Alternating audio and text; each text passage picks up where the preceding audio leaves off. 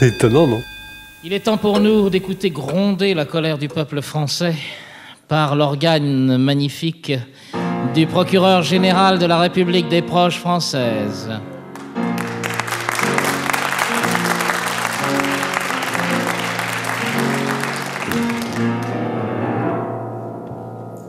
Française, Français, Belge, Belge. Monsieur le Président, mon loup. Quoi? Je t'aime. Monsieur le Président, mon loup. Monsieur l'avocat, mon chou. Monsieur l'accusé de haute trahison. Mesdames et messieurs les jurés. Public chéri, mon amour.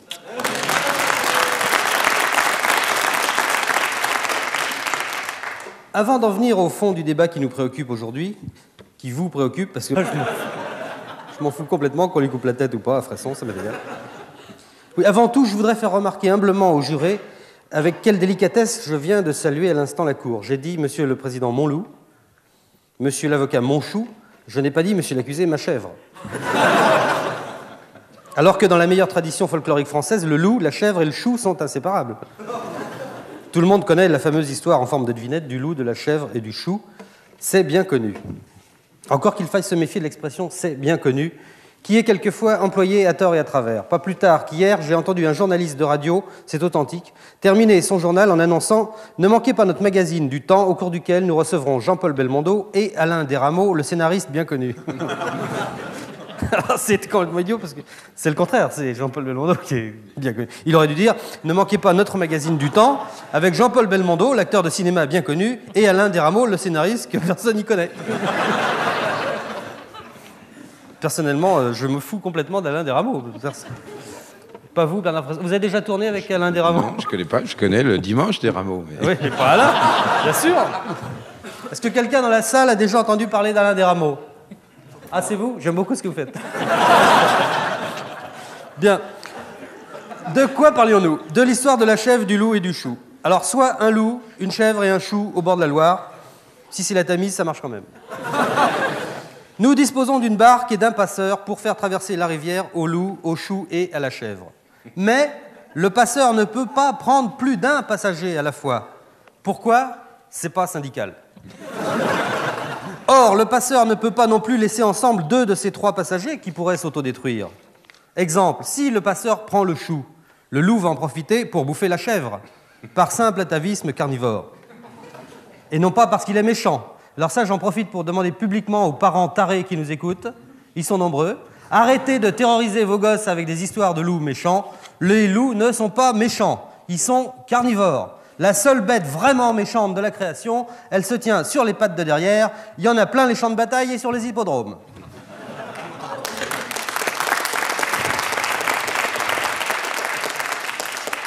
Si le passeur prend le loup, mon chou, tu m'écoutes mon lapin? Si le passeur prend le loup, la chèvre va en profiter pour bouffer le chou, par simple atavisme herbivore. Vous allez me dire, s'il prend la chèvre, le loup et le chou feront bon ménage, car le chou a le loup à la bonne, et le loup a le chou à la crème. Oui, oui, mais au deuxième voyage, le passeur ne pourra pas prendre le loup qui boufferait la chèvre, ni le chou dont la chèvre ne ferait qu'une bouchée. Alors, comme c'est angoissant, qu'allons-nous faire? Allons-nous téléphoner à SVP et nous tourner vers Guy Darbois?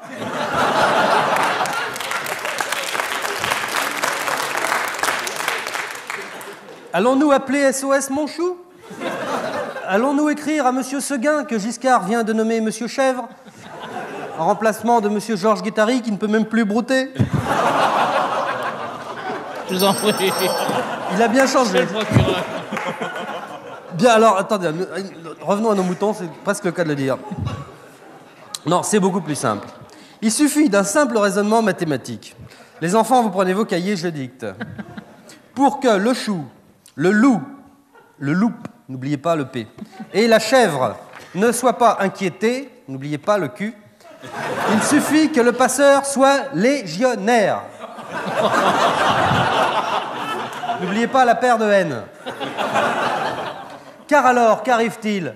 Le passeur, en voyant la chèvre, est bouleversé. Il s'approche d'elle et il chante comme nos voix badabada, shabadabada, et il court main dans la patte parmi les vagues de l'océan, tandis que Francis Lay continue de jouer de l'accordéon, alors que le soleil rouge se couche à l'horizon derrière le générique de fin qui nous apprend que les coiffures de Mademoiselle Biquette sont de chez Carita.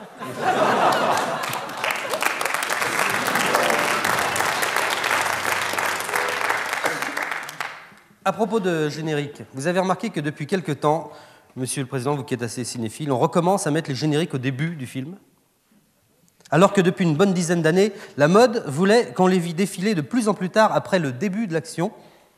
Il y a même eu des films tellement à la mode que le générique était diffusé le lendemain de la projection. Est-ce à dire que les modes sont faites par des cons pour des cons? Rien que d'y penser, j'en frémis des pieds à la tête dans mon ensemble mode à manches rouges, raglan, noir et rouge, de chez Alain Saint-Perfit, le couturier des procus. Cataclope, cataclope. L'homme traversait la ville déserte, écrasé de chaleur. Sur ses jeans était marqué « Perfit ». Où ça? Sur le cul, oui, là. Mais la mode, c'est vraiment très chouette. Il y a une quinzaine de jours, j'ai été surpris dans la rue par une température de 2 ou 3 degrés au-dessus de zéro dans Paris. Je suis entré dans un magasin de fringues pour hommes sur les boulevards.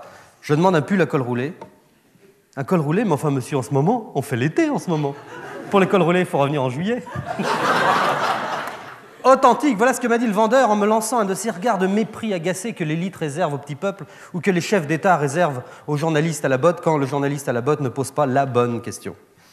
Ainsi, Monsieur le Président, Mesdames et Messieurs les jurés, je viens de démontrer avec éclat la culpabilité totale de l'accusé Bernard Frasson dans le meurtre du garde-barrière octogénaire du passage à niveau de Saint-Toutou-la-Fourrière, Monsieur Albert Sonfroc. Albert Sonfroc, bon époux, bon père, bon con 14-18. Albert Sonfroc qui fut toute sa vie un garde-barrière exemplaire, qui répondait toujours présent à l'appel du devoir, toujours prêt à sortir par tous les temps pour aller baisser la barrière, sauf le jour où, plein comme une outre et pété comme un serre-joint, il n'entendit pas le Paris 20 et écrabouiller le quart des majorettes de la fanfare. Doit-on en déduire que l'alcool est l'ennemi de l'homme? Non, dit Monsieur Paul Ricard, c'est mon ami.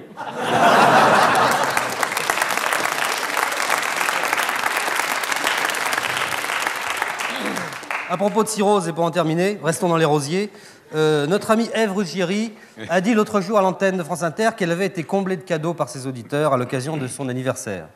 C'est normal car tout le monde ici et dans toute la France aime Ève. C'est une fille formidable avec un cœur gros comme ça là et un autre cœur gros comme ça là. En fait, c'est une fausse maigre. Elle a donc remercié tout le monde et elle a ajouté, parmi ses cadeaux, il y avait une grande gerbe de roses, superbe, mais je n'ai pas réussi à lire la signature sur le carton qui était joint. Eh bien, Ève, ma chérie, aujourd'hui, j'avoue, c'est moi. C'est par pure discrétion que j'ai fait exprès de signer illisible. Je voulais éviter que tout Radio France fût au courant du tendre penchant qui nous pousse irrésistiblement l'un vers l'autre, surtout toi. Toi qui es folle de mon corps depuis le jour où, courant comme un cheval fou dans le couloir du 5e, je t'ai laissé entrevoir un instant mon mollet rudement poilu sous la robe austère de la justice. J'espère, chère Ève, que tu sauras apprécier à sa juste valeur mon geste délicat.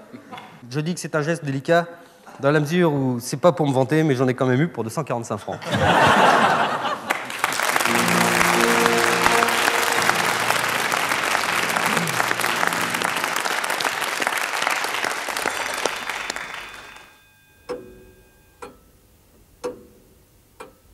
C'est étonnant, non?